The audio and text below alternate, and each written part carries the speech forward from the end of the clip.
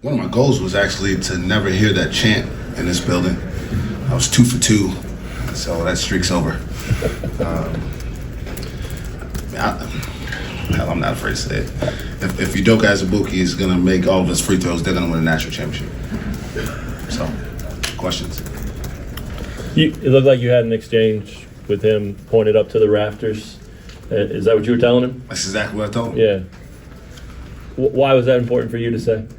Well, I admire this game is about these kids. I've watched his development in my time here. I saw him play a little bit in high school, and his growth is remarkable.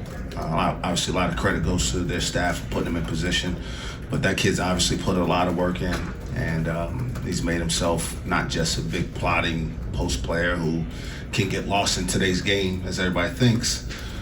No, the truth is, if you're good enough, you can figure it out, and he is terrific.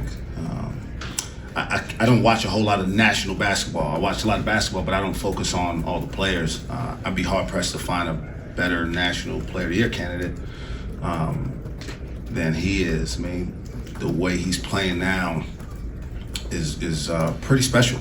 I think, obviously, there's a different kind of fan base here. I think they appreciate it. I'm not sure he's appreciated nationally as much as maybe he should be, but I cheer for these guys when we don't compete against them. I hope they do well, and I think that if he does, I mean, he doesn't always shoot free throws as well, unless he's playing us. I mean, I came here 2 years ago and he went for his first 4-2, and I think they were all swishes then. He banked the first one in today, but he's really good. They got a good team, and so hope they do well. Unless we play them again somehow. You did really well on him the first game. Defensively, was the free throws just a difference today? What was the difference? We played a little more zone at our place. We played more man-to-man and tried to bring bodies. We tried to surround him when he caught it.